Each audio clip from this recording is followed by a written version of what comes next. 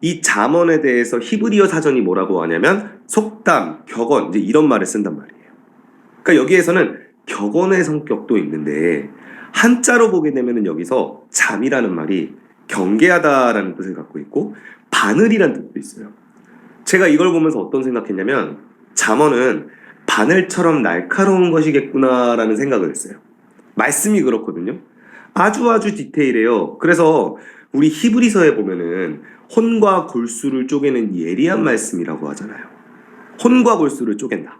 우리의 심령을 찌른다. 왜요? 말씀이 그렇게 바늘 같다라는 거예요. 여러분 그리스도인은요 날카로워야 돼요. 그리스도인은요 옳고 그름에 대해서 분명한 생각을 갖고 있어야 되는데 문제는 바늘 같다, 예리하다라는 거잖아요. 상대가 들을 때 그냥 몽둥이로 내려치는 느낌을 줘서는 안 되고요. 아, 이 사람이 정말 예리하게 이야기하고 있구나라는 것을 알려줘야 돼요. 여호와를 신뢰한다라는 것을 우리가 생각할 때는 아, 힘들 때 하나님 기댈 수 있게 해주세요, 도와주세요 이런 게 있고, 아니면 한쪽에는 그냥 힘들어도 하나님 쳐다보지 않고 그냥 꾹 참고 있는 거. 그게 아니라요. 우리 1절, 3절 여기서 하나님 말씀에 순종하는 삶을 강조한 다음에 본문에서 잠언이 말하는 거예요. 5절에서 여호와를 신뢰하라. 어떤 느낌인지 아시겠죠? 사실 되게 상식적인 개념이에요. 우리가 누군가를 의지한다라는 게 뭐예요? 내가 한계가 있으니까 그에게 기댄다는 건데요.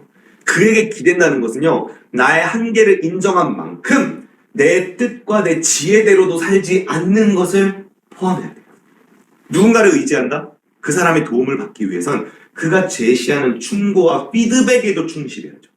그런데 우리는 그 사람에게 물질적인 도움만 기대하고 삶의 원칙이나 방향은 내 맘대로 하는 거야. 그거는 의지하는 게 아니라 이용해 먹는 거예요. 여러분 우리가 하나님만이 위로해 먹어요. 그렇죠? 하나님의 뜻대로 살진 않는데 하나님께 도움만 구해요. 그러면서 그 도와주시는 하나님을 간증하잖아요. 너무 심합니다. 여러분 이러면 절대 안 돼요. 여호와 의지한다는 건요, 하나님 말씀대로 사는 겁니다. 야고보서 4장입니다. 간음한 여인들아, 여기에서는 육체적인 간음을 이야기하려는 의도가 없어요. 세상과 벗된 것, 하나님과 원수되는 것. 야고보서도 교회에 있는 사람들을 대상으로 쓰여진 책인데 그들에게 하나님과 절대 원수가 되지 마라라고 이야기한다는 것은 원래 한때는 하나님과 함께했던 사람이라는 것이죠. 여러분 그래서 이걸 종합하면 음녀가 젊은이들을 꼬시잖아요. 근데 그 젊은이들이 음녀에게 넘어가서 본인도 음녀가 된다는 거예요. 그래서 다 같이 음녀가 되어서 어떻게 되는 거예요? 함께 음행한다는 거예요. 땅의 임금들이 그 음녀와 음행하면서 음녀와 한 패거리가 되는 거예요. 한때 하나님을 신실하게 따르고 믿었던 청년이라 생각했지만 그 음녀에게 당해서 음녀가 돼요. 이러면 어떻게 돼요? 둘 다 죽는 겁니다. 7절에서 거만한 사람과 사악한 사람의 한계를 지적하고 있는데 과연 그럼 이 8절에 무슨 내용이 들어가야 한다고 생각하시나요?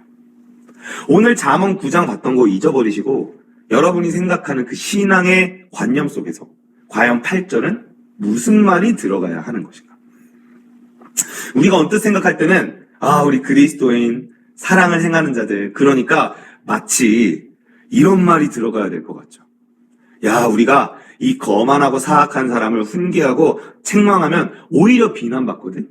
그럼에도 불구하고 계속 전해라. 이런 게 왠지 그리스도인의 패러다임에 맞을 것 같잖아요. 근데 8절 보세요.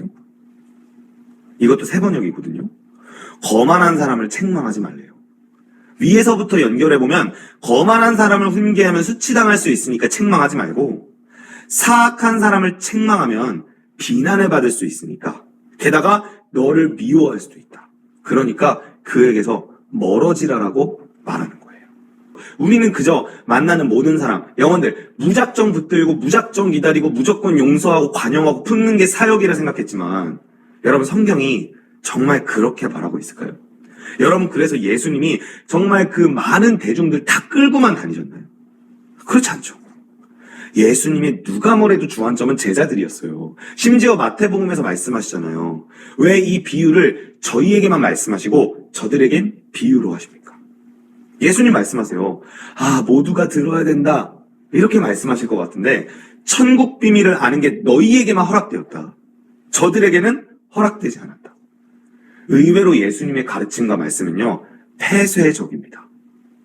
들으려는 준비가 되지 않은 사람들에게 굳이 막 나서서 설득하고 그런 느낌으로 말씀이 전해지지 않았어요. 잠언도 그렇고요. 그래서 우리 잠언 17장도 말하는 거예요. 한마디 말로 총명한 자에게 충고하는 게 매 100대로 미련한 자를 때리는 것보다 더 깊이 박힌다. 사람이 마음으로 자기의 길을 계획할지라도 그의 걸음을 인도하시는 이는 여호와이시니라. 여러분, 이 말씀의 느낌이 어떤가요? 사실 우리가 언뜻 볼 때 이 말씀이 주는 편안함이 있죠. 왜냐하면 사람이 자기의 길을 막 계획해요. 내가 막 생각하는 대로 막 계획했는데 결국 하나님이 인도하신다. 그러니까 이 이야기가 우리에게 두 가지 편안함을 주는데, 첫 번째는 어차피 하나님이 인도하시니까 우리에게 계획할 부담이 없다. 이런 생각도 가능하고, 또 다른 경우는 우리가 만약 계획을 잘못 세운 거예요.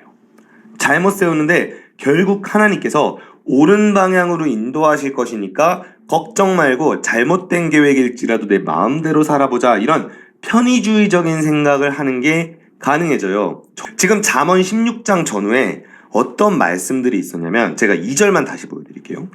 이 2절과 관련돼서 비슷한 맥락의 말을 14장에서 했었어요. 어떤 길은 사람이 보기에 바르나 필경은 사망의 길이니라.